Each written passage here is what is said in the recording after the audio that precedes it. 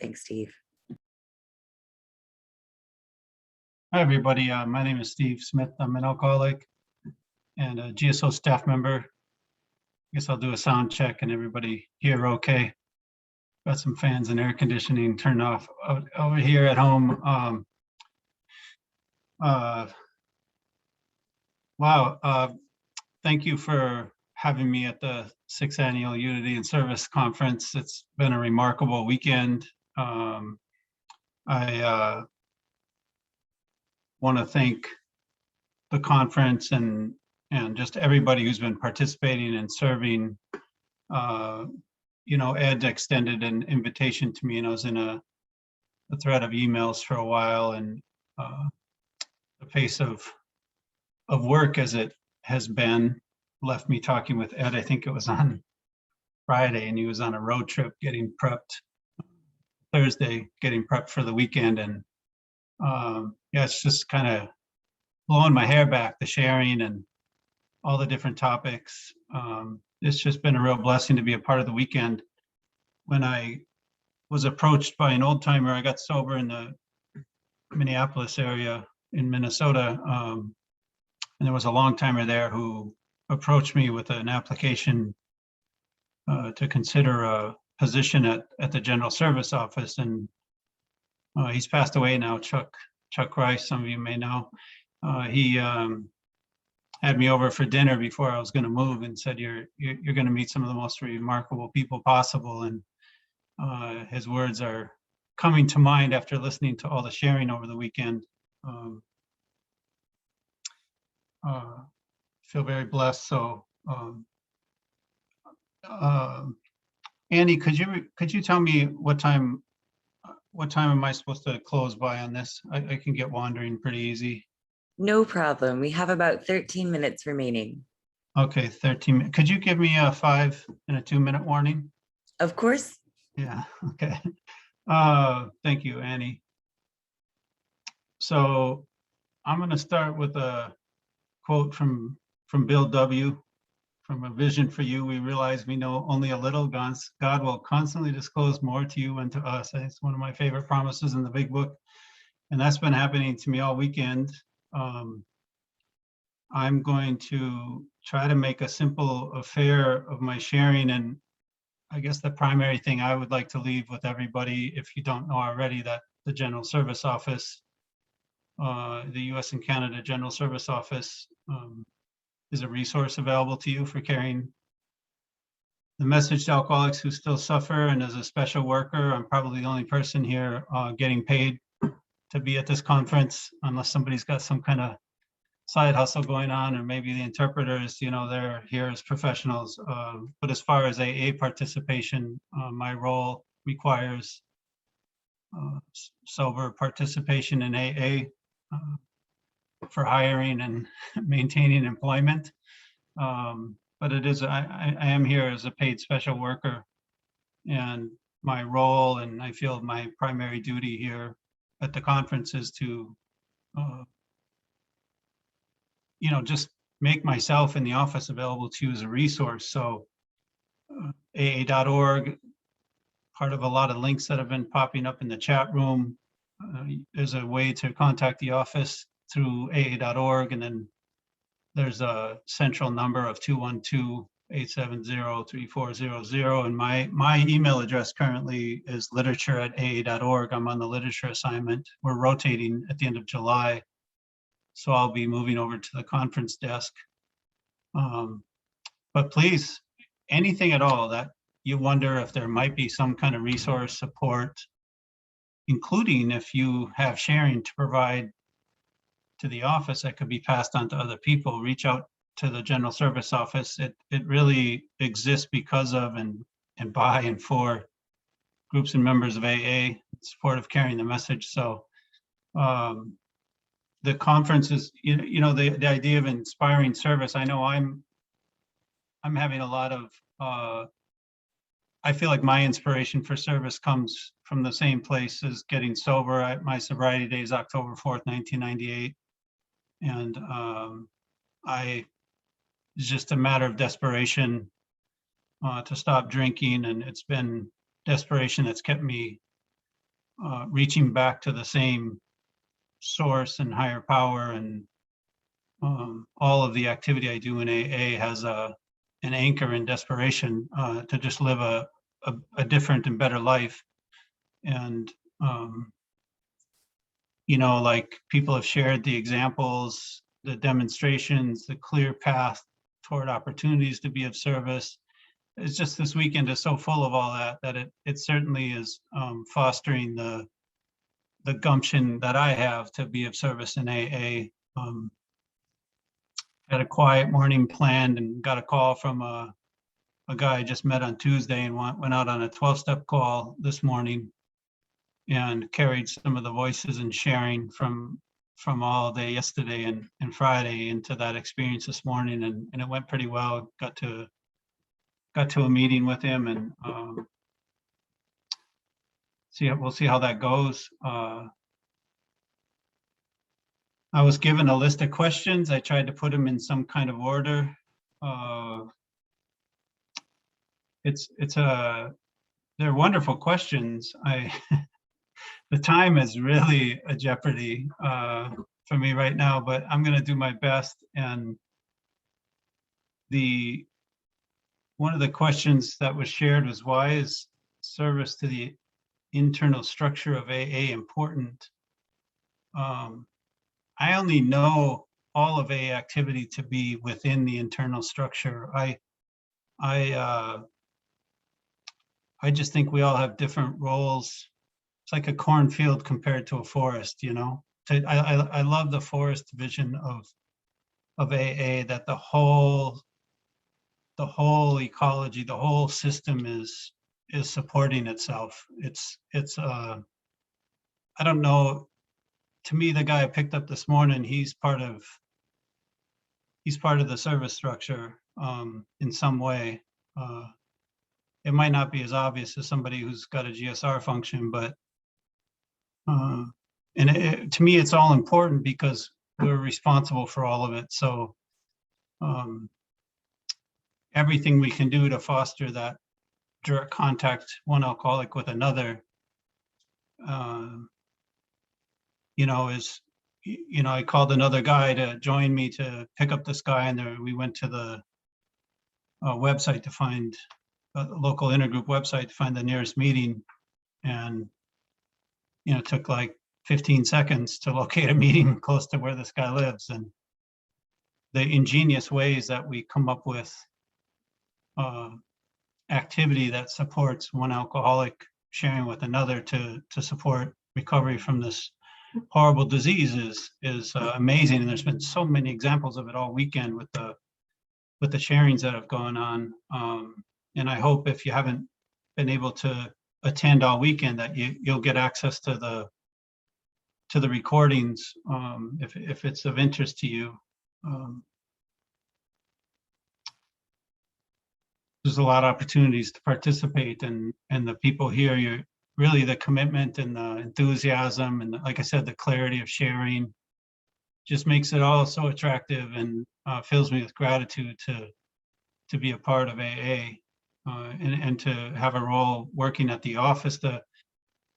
What's really special about GSO that I would like everybody to know is that it really exists for what groups of members are doing to carry the AA message. To me, it's spawned out of the spirit of the traditions, and it's just it's all a part of the concepts. And if there's any way at all that you can imagine or wonder if the General Service Office can support you, your group, your district, your area, I hope you reach out and make contact with somebody at the office.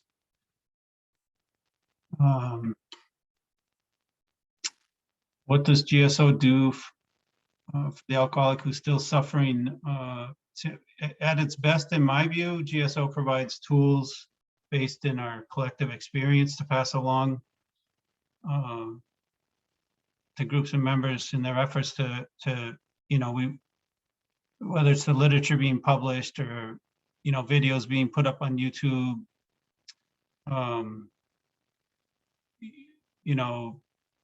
any range of questions and inquiries about AA service, group life. There's just so many different sets of resources that you can access. And I really think all of that collectively is what's special, that it's there for that single purpose, just to make tools available so people can get and stay sober, all really envisioned and driven and maintained and improved by the collective fellowship through the conference process. So it's really, when I first got led to the same guy, Chuck, I had a position at the intergroup and he required me to read all the pamphlets, and I got into like 6 of them. I had never picked one up from a literature rack in 8 years. I figured it was propaganda for about 4 and then just didn't even think of it when I walked by him after that. And I got into the 3rd or 4th one and I just went to him and said, "These are amazing." And he said, "Well, what would you think they would be?" He said, "They're written by alcoholics for alcoholics." And so, you know, those kind of resources being put together by the fellowship, then being made available through the GSO, you know, to publish and distribute them and make reference to them, provide history to them, support the efforts underway in the fellowship, as was mentioned earlier this morning, for new items to develop. That to me is what GSO does best. And you know, I got asked, how does this service work support your sobriety? And like I said, to me, I don't view my position at GSO as service work. Jumping in the car this morning and getting to a meeting with a couple of guys when called to help. You know, my service work in AA is apart from my job entirely. Because I get paid to go to work, I can be fired. You know, it's just I just treat it as a completely different, of course they're interrelated. But you know, my position is entirely financed by 7th Tradition contributions. So that doesn't happen when I do service as an AA member.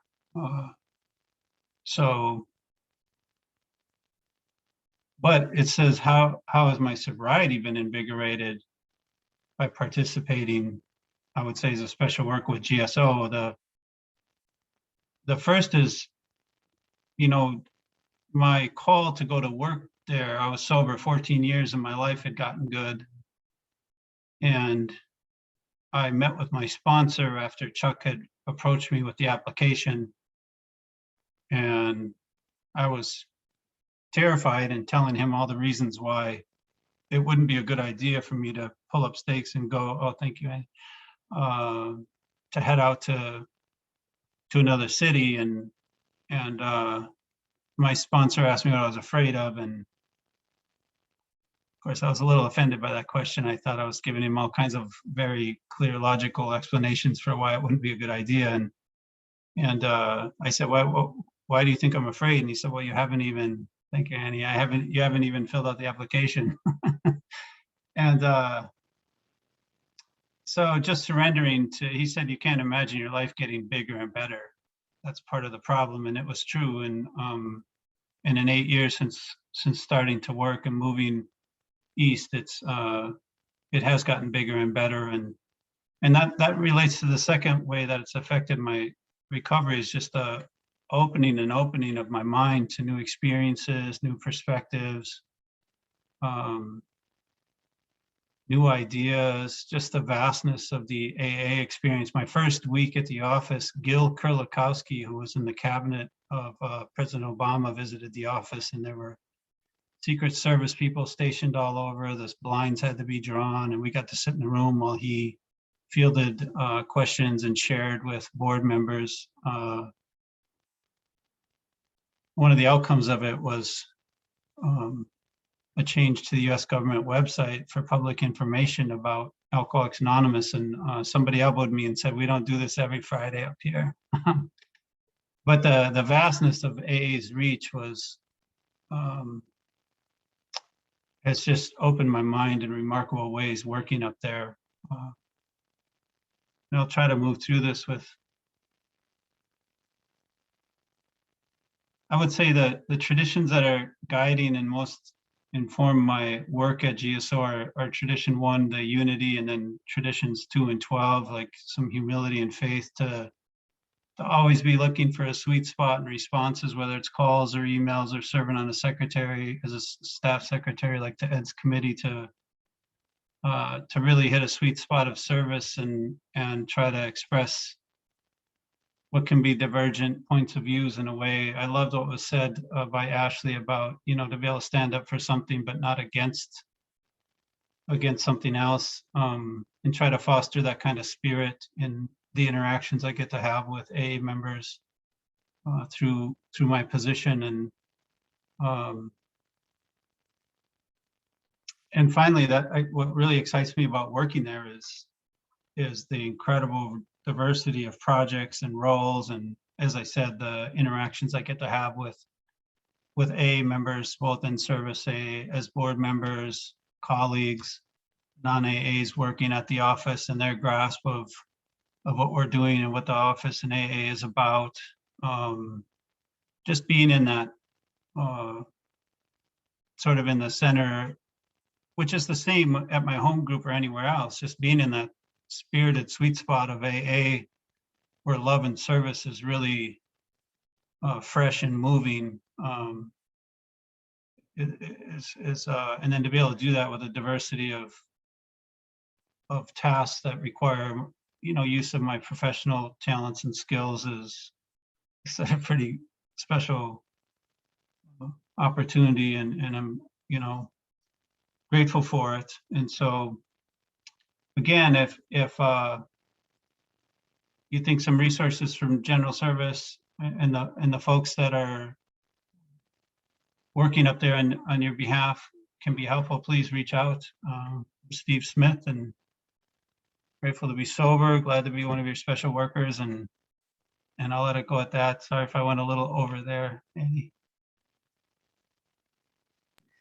Not at all. Thanks so much for sharing your experience, strength, and hope with us today, Steve.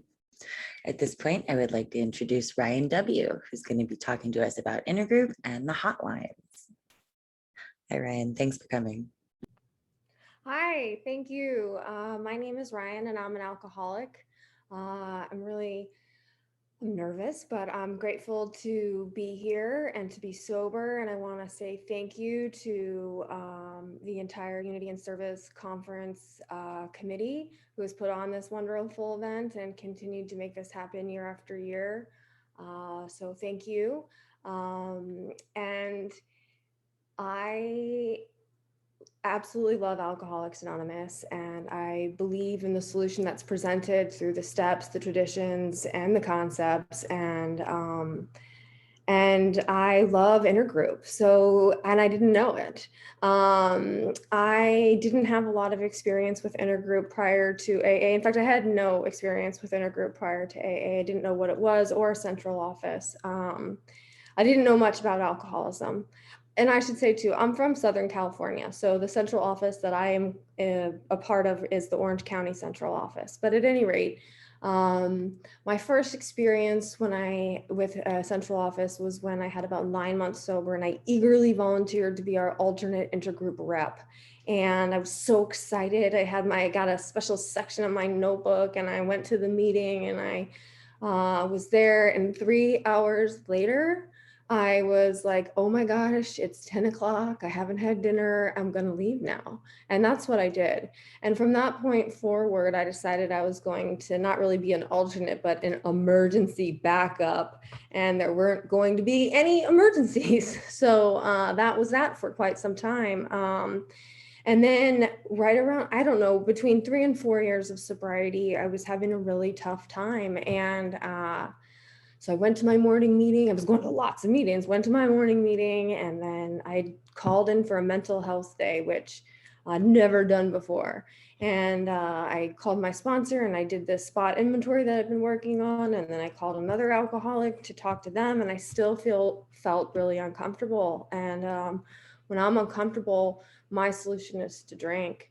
But I'd been in enough meetings to hear about, like, you just keep going, like you just keep taking the next indicated step. You just you know, going to any lengths, all this stuff. And I didn't really know what that looked like. So you know, in the book, I'm like, okay, you know, when all else fails, help another alcoholic. And so I called central office and I said, you know, they could barely understand me. I was like, I need to be of service now. And you know, I slowed down a little bit and they were like, okay, do you need a 12-step call? I was like, not yet. And they eventually I could explain to them what was going on. And the general manager said, okay, just come up to the office. We'll have you pack some newcomer packets or whatever. So I, you know, gripped the wheel and I went up to the central office and I'd never been there before. And I walked in the door and I felt a little better just walking in that door. And there was a creeping Charlie there and I didn't know what that was or the story behind it and anything else. And the lady who had answered the phone gave me a hug and I could breathe. And then I started, you know, doing the newcomer packets. And then I heard the general manager say that they were looking for phone volunteers for the weekends and whatnot. And so, you know, always like wanting to help, but never really, I don't know. Anyway, I was like, oh, let me do that. You know, I think they probably think this girl is nuts. But anyway, they taught me how to do it. And I had my first phone shift, like, I don't know, 2 weeks later. And when the guy handed over the phone to me, he said, okay, that's it. You're Alcoholics Anonymous. And ever the egomaniac and loving to be, you know, the center of attention. You know, I was like a little kid who had tried dessert for the first time. It was a full body experience. I was like, yes, I'm Alcoholics Anonymous. Like, I've arrived, which obviously is ridiculous, is part of my problem, is why I ended up at central office in the first place, needing to be of service. But anyway, it was so exciting and I didn't get any calls, but that's okay. I was ready to take them. And over the course of time I did. And then, you know, I got super involved with general service and I stopped working on taking those calls on the weekends, but still was excited. So at that point I went forward and I didn't really do much with intergroup or central offices until last year. And last year I was, in February of 2020, I guess it was, asked to speak at about intergroups and central office role in the general service. And I really had no idea. I was like, this topic, oh my word, I'm gonna have to do research. But as has been the case for me, there's like no such thing as a cold call in Alcoholics Anonymous. Like, it just doesn't exist. You call someone and you make that connection that you're an alcoholic and the door is wide open. They sit and they talk to you. And that was my experience as a researching. I called general service office and was met with enthusiasm and information and patience and just sort of like inundated with help. And then I got connected with people that are managers at various different intergroups and central offices across the country. And I was that spark, that flame, that thing that we get when we're doing something in Alcoholics Anonymous. That happened again. And one more time, like, I just was so touched by the actual people of Alcoholics Anonymous and the service that they continued to provide for me. And that I got to be able to have this unique experience and I got to be able to share then what I was learning. And so that was a really like, I think it was like more than a spiritual experience. It was almost like an awakening of some kind. And so then the pandemic happened, right? And so I'm getting to the point, I swear, I'm already halfway through, but at any rate, the pandemic happened and what I got to witness and we all got to witness was this incredible transformation of rising to the occasion time and time again, continuing to make Alcoholics Anonymous available for us. So, you know, intergroup is that front line for me. That is the person that I'm going to call when I need help immediately. And thank God today that we live in a place and with a fellowship that makes that possible. Like if your own intergroup and central office doesn't have a phone line 24 hours a day, there are plenty that do. And you don't have to ever like wait a minute if you don't want to talk to an alcoholic. That is insanely incredible. Like, there's no wait list. You don't have to get shifted to another country. Like, you can talk to somebody almost on the spot. And I don't know where else you can experience that other than in Alcoholics Anonymous with central offices and intergroups. And that is where too, you know, we learn about having like a faith in something that's bigger than us, whatever that looks like. And, you know, I really do have faith in the fellowship at large and intergroup and the teleservices that are offered. Like, to me, that is one more example of like the fellowship always being available. Like, it's not going to let you down. Like, there's just too many people there to support it. And what an incredible thing. And how that looks and how that happens is varying across the different central offices and intergroups. So I talked to a number of different people, and they all have, you know, some of them have similar technology that they use to support it, and others do their own thing. But, you know, initially central office, the first one that there was in 1940 in Evanston, which is outside of Chicago, started by Sylvia. It was all about a phone line. It was about having something available that someone could call. And then from that point forward, you know, others developed, and in many cases an AA number was listed, but it was just directly to a member's home. But that's how this thing has evolved, and look what it's evolved into. And in many cases they have, well, and I would say, and I'm not an authority by any stretch, but from what I've seen, it is almost 100% supported by volunteers. Those are the people that are answering the phones. It is you and it is me. And I find great comfort in that. And excuse me, on top of that, they are usually done in shifts. And what happened during the pandemic, we saw a lot of extended hours. Some went from being not necessarily 24 hours to having a 24/7 hotline. And then a couple of other really neat things that I heard sort of emerge as a result of the pandemic, where one was the expansion of the 12-step phone list. So not just in the terms of the volume of people that made themselves available for those calls, but in terms of like, we have these people that we know speak Mandarin. We have these people that we know that speak Spanish, or we are so close now to the Spanish district or this Spanish intergroup that we can actually forward a call there or get them immediately connected. Or we know like these people are gender non-conforming or whatnot, and you can immediately hook them up with someone that is that close and has those similarities as well. So to me, that's just one more extension of our third tradition. That's one more way we can be inclusive and make this thing available for everybody. And additionally, we saw in many cases like a great sharing of information across the different central offices and intergroups. There was super transparency in that. And the nature of the calls continued to be fairly the same. So there's two main buckets of calls that happen. We've got the admin calls, which are like, where's the meeting? Is it handicap accessible? What's the Zoom password, etc.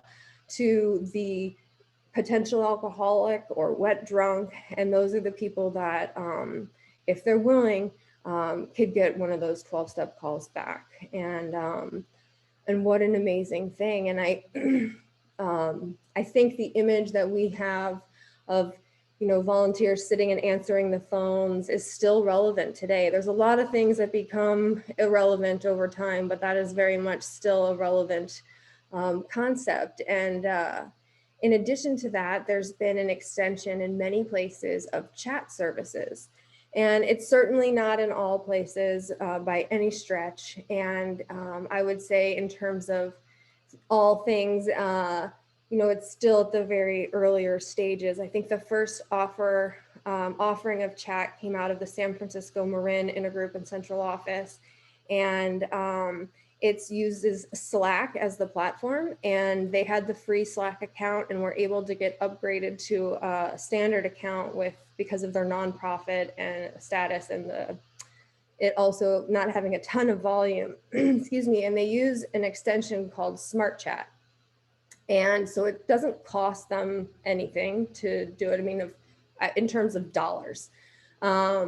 But they have a bunch of volunteers who do the chat. And I know that they have it in Chicago, they have it in Denver.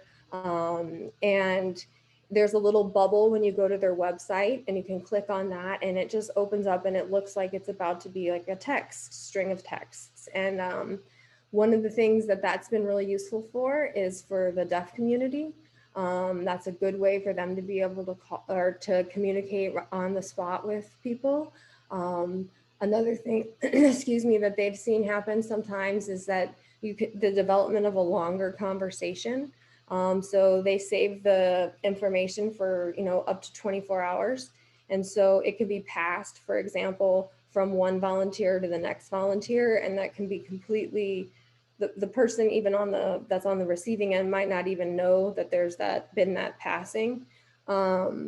And some cases they have, offices will have a shifts set up for people. In other cases, it's just a number of volunteers who subscribe to the channel and are able to communicate and respond as needed. So I think that is an important extension. And from everything that I heard about it, there was no, it was not a replacement of the phone service. It was really we're emphatic about that this is just like an extension. This is just an alternative. And so, I wanted to make sure that I communicated that as well. This is not to indicate that something like teleservice would go away, that's for sure.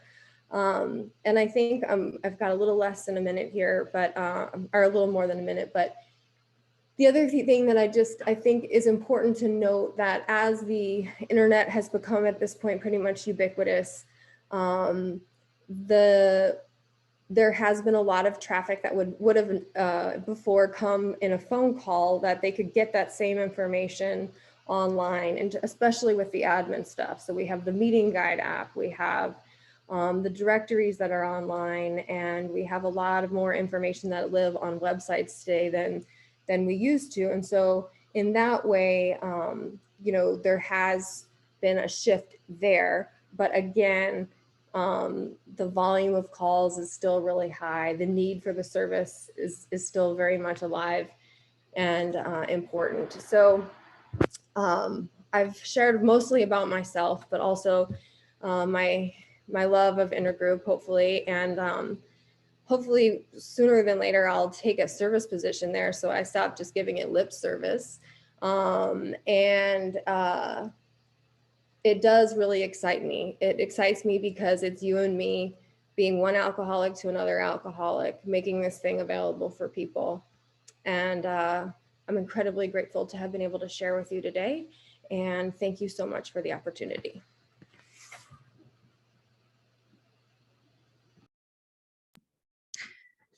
Thank you so much, Ryan. That was amazing. And I always love hearing about tech and AA. That's my own special niche. So delightful to hear you. The next speaker I'll be introducing is a woman I met after speaking briefly with her on the phone and having her hyped up by none other than Miss Debbie D. So I know we're all excited to hear her. Yuko, welcome. And thank you for sharing your experience, strength, and hope with us. Hi, my name is Yuko. I'm an alcoholic. Hi, I hope you guys can hear me okay. If you have any problem with my, audio, let me know.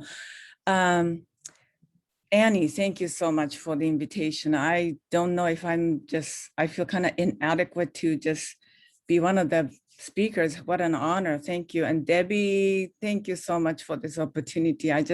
Thank you, Steve and Ryan, for your great, great talks. And I'm looking forward to hearing Alan after me. So sponsorship, I feel lucky that I was given this topic. My sobriety date is November 20th, 1996. So I have 24 years of sobriety. And thank you so much. I'm in Los Angeles. Right now I'm in Chicago for my daughter's basketball tournament. So I'm in a hotel room, just rushed back to the hotel to do this from my daughter's tournament. My life is so full. Like Ryan said, my life is full and so good because of the steps and all the service opportunities I've been given. So, so when I was new, the thing about the literature says that, well, first of all, alcoholism doesn't discriminate. That can happen to any of us, any human being, right? Doesn't matter if you're Japanese, obviously I'm Japanese, and, or American or Chinese or whatever, or any, if you have some traumatic experiences when you're in your childhood, or you were raised in alcoholic home or not non-alcoholic home or whatever you went through in your life, it doesn't matter, just in that, or you're a lawyer, doctor, or a teacher or whatever, alcoholism can attack you. But we can say the same thing. When we get sober, if you're willing, no matter what, what kind of background you have, or no matter who you are, we are all given an equal chance to recover if you're willing to stay sober and work the steps. And that's what happened to me. My friend, my only friend, I did not want to make any friends in AA because I thought AA was lame, but she volunteered to be my friend, and she pushed me to this woman named Lindsay J, and she's still my sponsor today. And so she, first of all, I'm Japanese, she's white, she's just a social butterfly, and she is a daughter of a Hollywood star, and I'm just a little, I'm from a little town in Japan, and my dad was a carpenter. Like, we had nothing in common, but it didn't matter. It really doesn't matter. She saved my life, you guys, and she still does. And so I got a fast forward. Okay, so I got Lindsay as my sponsor, and she had an answer to every problem I had, and I was so amazed. And I worked the steps, and I will fast forward. My life is so great, and so what happened to me was I've always sponsored people ever since I actually had a few months, only a few months. Sorry, I'm going back again. When I had a few months of sobriety, some Japanese girl came to my home group. My home group is a Pacific group in Los Angeles. And so she asked me to sponsor her because of her language barrier. And I said, no, I don't have enough time. But let me ask my sponsor. And she said, of course you can sponsor her. You have to sponsor her. That's your responsibility. Well, I haven't done the fourth step yet. Like, it doesn't matter. You're always 3 months ahead of her. You have a lot to offer. And lately I heard somebody say about sponsorship, he said his sponsor pushed him to sponsor people when he was new. And he said to his sponsor, I have nothing to offer. I felt the same. And his sponsor said to him, hey, I think Justin was his name. Justin, you have nothing to offer until you offer. And I really like that, So I said, okay, I'll do it, So I ended up sponsoring this girl for a few months, and you guys, that really saved my life. We went to a conference, and I really wanted to run away from the conference in the middle of the conference, but my baby was there. She's one of those hyper, pink, newcomers who was in a pink cloud, and she was so happy, and I was her sponsor. It's so miserable, so I was forced to act better than I felt. And that I really believe that I couldn't have stayed sober without sponsoring that girl. So I've been sponsoring women ever since I was pretty much really young in my sobriety, thank God.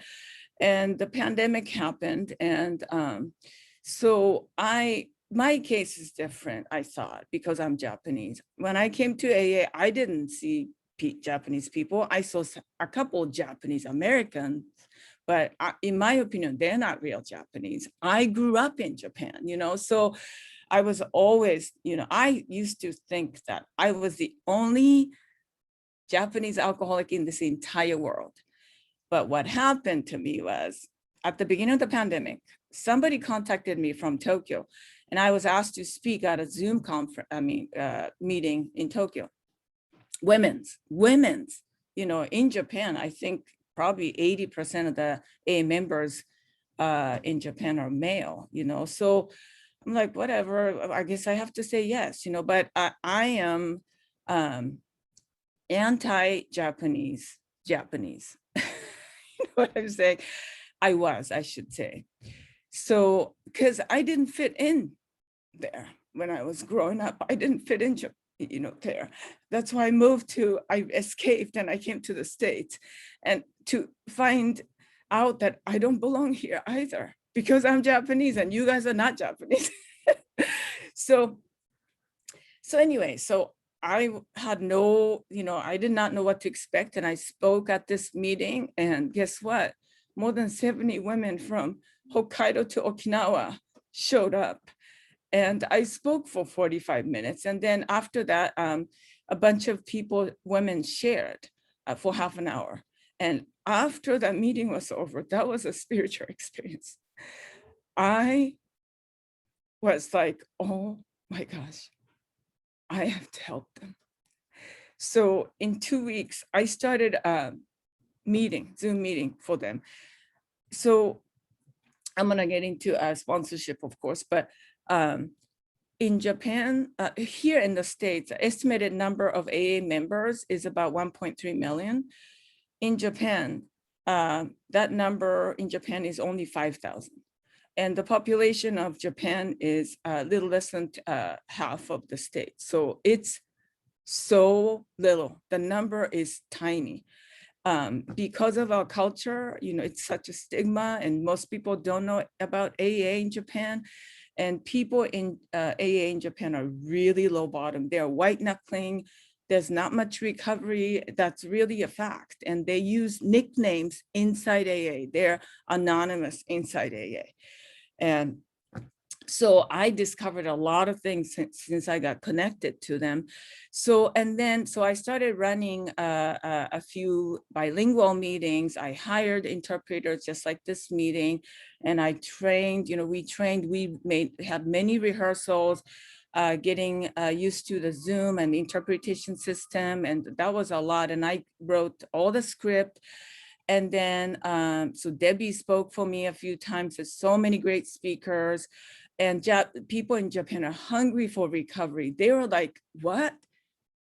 Sobriety can be fun? They were floored. They are loving us, AA in the States.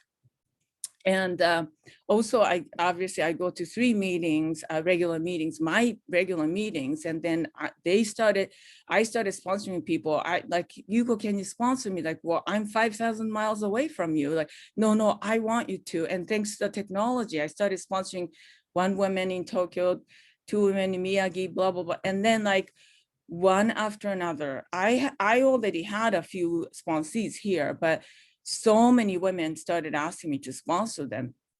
And people, a bunch of them are new, a bunch of them have been dry drunks 10 years, 20 years, you guys, and they had never worked the steps. So, so many Zoom calls. Just last week, I spent 9 hours on Zoom to get this girl to do the 5th step. And I'm in Chicago, as I said. So yesterday I met up with one of my sponsees I had never met in person. She's in Chicago, she's Japanese. I started sponsoring her last year, and she just turned 1. And so almost every day, they come to my regular meetings because I have a conference call going on, and I interpret for them 3 meetings a week. And other than that, 2 other meetings, weekly meetings with bilingual, with professional interpreters, and 1 special meeting, monthly meeting I run. That's where Debbie spoke for me too. And so they're so hungry for recovery, and so much input, they need. And there's not enough time, but I'm doing my best. And yes, I was gonna say, the only requirement for membership is a desire to stop drinking. That's it. It doesn't matter if you're Japanese or American or Irish. I just get to be of service to them. And trust me, it's been so much work. But what happened to me at the beginning of the pandemic, how sponsoring people has helped me is that at the beginning of the pandemic, my sister, who was my best friend, passed away. She was sick, and I lost her. And I have two daughters. I have my husband. I have 3 minutes. My husband is a great member of AA as well. And we have had an incredible marriage and family life for the last, since 2000.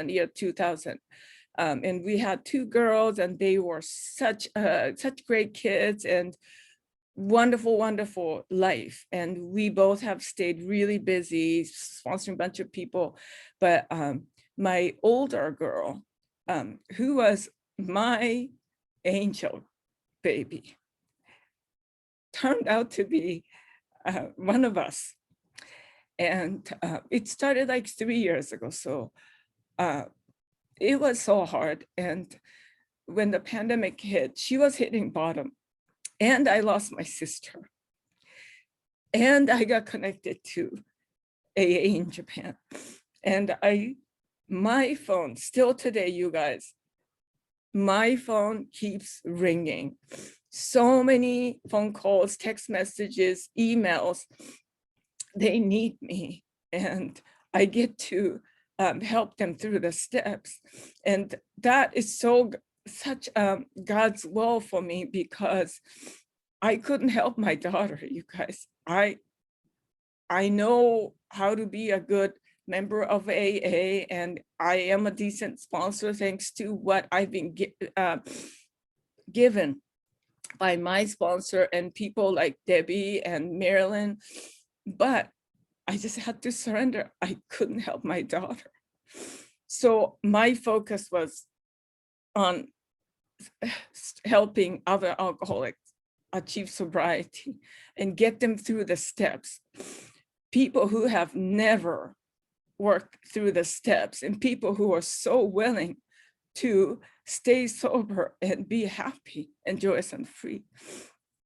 So that's what happened to me and for me, and that's what God's did for me. And my crazy alcoholic daughter is with me in Chicago today, and she has 9 months today, thank God.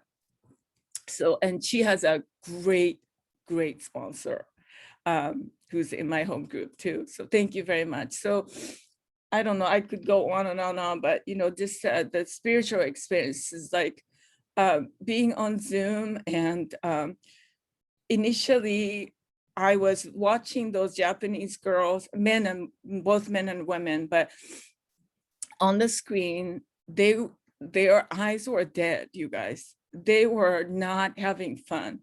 And this past year, I've seen the transformation on Zoom. People,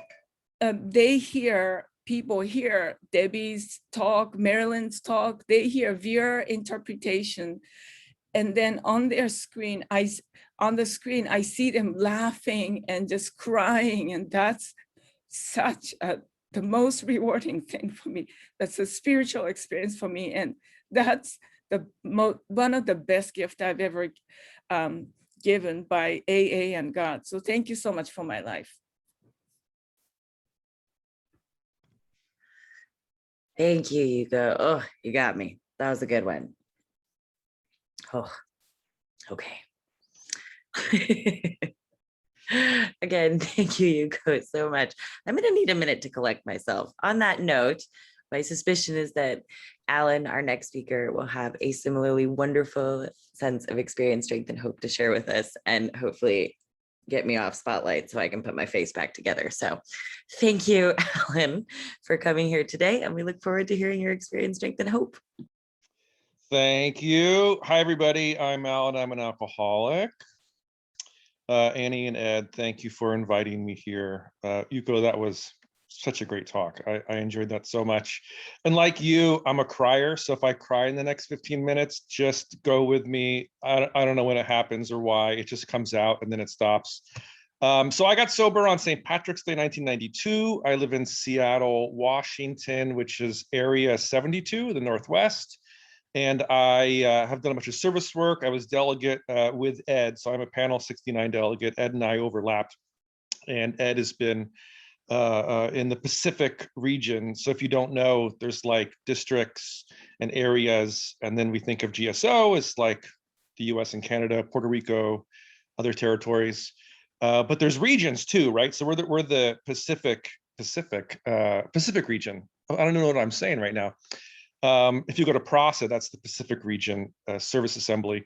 So Ed is one of these Pacific Region delegates, and all of the delegates sort of have a different personality. So when there's 15 delegates that come together from the Pacific region, you get all these different personalities, because we have like meetings, you have to meet all the time, like at least once, like, well, I rotated out. So the delegates do meet once a quarter all together, and you kind of see how it's like Lego pieces that come together to make these 15 delegates operate together.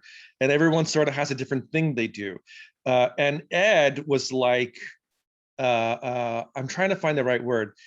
He was the person that had a kind of spirit in how he talked with the rest of us that was sort of moderating, right? He wasn't trying to be direct, and he wasn't trying to get a certain thing in. He was there to provide sort of an elevated sense of spiritual experience with us. I didn't know I was going to talk about Ed until right now. So Ed, sorry to put you on the hot seat. I typically don't know what's going to come out of my mouth, but you've asked me to talk about CPC and PI. So I'm going to try to do that today. And if I get off track, well, I only get another 12 minutes, so I won't get that far off track. So some sort of boilerplate upfront stuff. So PI work is about propagating availability of AA in a general sense to the public, right? It's about information being available in this sort of general sense so that people can get, hopefully, accurate info of like, oh, okay, I get it, I can go there, right? And CPC is a little different. It's similar, but it's a little more targeted in that there's a lot of people that bump into alcoholics before they get to us, right? And they may need to be aimed at Alcoholics Anonymous. So CPC work is about connecting with those people who effectively are sort of like, they bridge a gap, not to use a term that we use for everything, but they sort of fill up this gap to help people understand. So it's sort of like specialized PI in a way, right? I read somewhere as I was like surfing literature, there's so much literature in AA that like, I don't even know where anything is written anymore. But there's some discussion of PI and CPC work being the original 12-step work. And I think that's true. We think of 12-step work as one alcoholic talking to another. And I mean, an alcoholic's face in my face is what has saved my life, right? So that's my first, I think, 12-step work. I think talking to an alcoholic. But this idea of PI and CPC being part of the original 12-step work, I think is very true in that if they don't know to get here, how do we talk to them? And at the same time, there's this sense that I'm not involved, which I think is actually very important in that sense. So I do feel the statement that PI and CPC work is part of the original 12-step work, so that when an average person and professionals do not know about AA or what it does, they can't help the suffering alcoholic get here, right? So my area committee meeting was yesterday, and our CPC chair for the area gave his report, and I thought, oh my God, I'm going to steal that, and I'm going to talk about it tomorrow, because I was surprised, honestly, at just how active CPC has been. There's some PI mixed in here, so it's like mostly CPC. So there's some PI mixed into this talk, FYI. It's like 80-20. So here are some of the things that we've done as examples of the sort of work the PI does. And this is the last 6 months in Area 72. Working with police department liaisons across Western Washington, meeting with social workers. There was a recent talk with 70 senior nursing students at one of our universities here, Pacific Lutheran University, in outreach to the medical community called Sponsor Your Healthcare Professional. They made an electronic package because, right, pandemic, an electronic package to deliver to doctors, therapists, acupuncturists, interestingly, and other health professionals. There has been some very careful engagement with military bases. Outreach to military can be a little sensitive, so that's done with some sort of extra care. Let's see. There was a joint accessibility, CPC, PI, and treatment effort to make kind of a global flyer for those 4 things that all overlap in many ways into senior facilities. So something we've seen in Western Washington is an increase in interest in senior facilities, especially when we learned that other areas have like area chairs that are about outreach to seniors. And when we learned that, we thought, oh, what are we not doing? Western Washington is full of perfectionists. So like if we hear someone else is doing something, then we have to do it too. It's just sort of our nature. We did some work on the Skagit Valley campus, so multiple college campuses, straight providing literature resources to hospitals, libraries, schools, our district courts. Like I live in King County, which is right in the middle, so our district courts. There was some talk with a couple firefighter stations. Interestingly, and what I want to research myself is conversation with HR professionals in the private sector, hosting AA booths at local professional fairs. And recently, a big one that happened was the series of talks at local high schools. And for anybody interested in that sort of stuff, like we have literature for all of this, right? Like one of them is speaking in non-AA meetings. I think it's like P40. I only know that because I wrote it down recently, so it's recently in memory. And if you just look up like the CPC workbook, you can go right to aa.org, and there's like a list of literature to use for this stuff right in the CPC workbook. So I encourage you to go look, the PI workbook as well. So the basics of this is sort of what can we do, what can we not do, right? And what we do is like a pretty simple, it's a straightforward answer. And what we don't do is like a whole lot of qualifications of like, we're not giving away money, we're not placing jobs, we don't make medical opinions. So there's a lot of qualifications of they're not going to get this stuff. You know, we're going to help them with a way to live recovering from alcoholism. And that's the thing that we do. One thing I want to note about this, and I'm just going to scroll over and look at the timer real quick. God damn, I've used half the time. It goes so fast. So one of the amazing things that's happened is all of this had to go to Zoom, right? And a year and a half ago, none of us would have thought of that. And the whole idea of online meetings was like, oh, you have to go to the onlineintergroup.org or whatever, because it's this whole separate thing. And like, we don't want to think about it. And now we're really, really good at it. AA, from my thinking back and just what's in my head, grows in fits and starts, right? And maybe that is related to our the 12th article in our conference charter, general conference charter, which is the 12th concept, our warranties that Ashley was talking about. And one of our principles is prudence. So maybe our growth in fits and starts is related to prudence. I like to think that it is, but we just had a big growth spurt and we grew up a little bit and we realized we can do more very capably than we thought we could a year and a half ago. So maybe the growth of our organization, you know, reflects the growth that I've experienced in my own recovery, that I'm screwed up for a long time and something happens and like something gets better inside of me. And I don't know when that's going to happen or how it's going to happen. But I just want to point out that a lot of this has happened over Zoom. So our ability to reach has gained a new channel that's been really useful and effective. And I hope we don't lose that. I'm so ready for in-person. I'm so ready for it. But I'm terrified of losing the connection with the rest of the world. We've had this opportunity to realize and see firsthand that our message, oh, I might cry. Hang on. If you look up, the tears roll back in is what I learned, and it totally works. We've had this opportunity to see firsthand that our message is the same all over the world. So I've been to meetings all over the damn planet and our message is the same. And that's like such a miracle. So anyways, okay, so there's obviously some traditions that are important to CPC and PI work. Some are more personal and some are sort of broad, right? And so some of the broad ones are like, we have no opinions on outside issues. but we're there on the outside talking to people on the outside, and they might have opinions, right? And we might get caught up in that. So when we're doing this sort of work, we have to remember that we have a primary purpose. There's things that we do, and all the other stuff, we don't have an opinion about it. Anybody else can have whatever opinion they want, and we just have to be there kind of doing our thing and not other people's thing.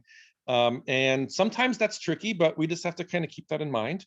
The other thing is that we're not in our rooms, we're in other people's rooms, right? And sometimes people may want to use their first and last names so that they're available, and that's totally fine. But if it winds up being documented, maybe at that point we revert to like a last initial. So the idea of anonymity, we have to be careful with doing this, but allow us to be anonymous and not secret. And everyone has to kind of figure out where they fit within that. So that's something that people must be cognizant of, I think, when they're doing this sort of work. Obviously, the only requirement for a membership is a desire to stop drinking. And when we're talking to professionals, they're encountering people with alcoholism and potentially a whole bunch of other things that are going on with them, right? And that's fine. They can have a whole bunch of other things. If they have a desire to stop drinking, then we're going to take them. So I guess I've said what I wanted to say about that.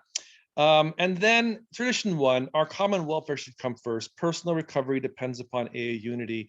And this is a little bit different in that I feel like, I'm scrolling back over the time because I'm sure it's come 3 minutes.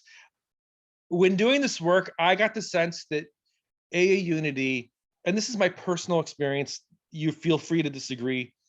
AA unity is about more than those of us that are in the rooms. AA unity is about unity with those who aren't here yet. So when we are thinking about trying to make ourselves available to those that aren't here yet, we are engaging with our spiritual unity. If you hadn't been unified with me before I got here, I don't know if I would have been able to get here. So unity for me is taking on a sort of broader and more amorphous concept when thinking about reaching outside of our rooms. Yes, there were some questions. Steve sort of gave the bag away. There's some questions. And one of them is about what is service to the internal structure of AA important? And I want to talk again about, we think about 12-step work as being direct. Service work to the internal structure, I believe, has one purpose, and that is to keep AA alive. We become GSRs, become delegates, we do whatever we do, and the effort is to keep AA alive in the future, because someday we're all going to be dead and there's still going to be alcoholics. So what are they going to do? They need somewhere to go. So if you go to a district meeting or a home group meeting or an assembly and it's insane and you're feeling like, what is all of this craziness about? Who are these people? I don't know what's going on. Just remember that some weirdo from Western Washington said to you, we're only doing this to keep AA alive. It's not about us, it's about other people. And with that, I will say one last thing. There is a continuity between the history and the future. And when I do CPC or PI work or anything that's trying to make this available to those who aren't here yet, I feel like by taking that action, we put a link in that chain between the past and the future. And when I think about the obligation of AA, which sounds heavy-handed, it's really simple. Sometime at some point, just like sometime I got to do a 4-step for me to not blow my head off, sometime at some point, I need to help add a link to that chain. And that's just one of the things we do being in AA. You don't got to do it now, you don't got to do it next year, but at some point participating in that might be really beneficial for you. So I would encourage you to think about the fact that you can help move this into the future as well. And with that, the time must be done. Oh, look at that, 21 seconds. So I have no jokes, so I'll be done. I love you all. It's great to see your faces, and have a great day. Thanks for having me. Oh, thank you, Alan. That was wonderful. At this point, what I'm hoping we can have happen is as is happening. Hey, thanks, Tech. We're going to spotlight all of our panel members, and I will pass along some fantastic questions that have been sent to me via chat. As we're talking, feel free to continue sending those messages to me. You can find me by clicking on the chat button in your Zoom. And then once all of those hundreds and hundreds of names pop up, if you search service panel questions, you will be able to find me and send a direct message. on that note, let's get started. It looks like we have a question that was sort of generally asked to each of you, and maybe each of you could answer it in turn. It seems like a really good jumping off point. One of our friends has asked, do you have a quote, will never forget experience from participating in your service entity? Let's start with, I see lots of thinking faces. I'm going to wait till someone looks really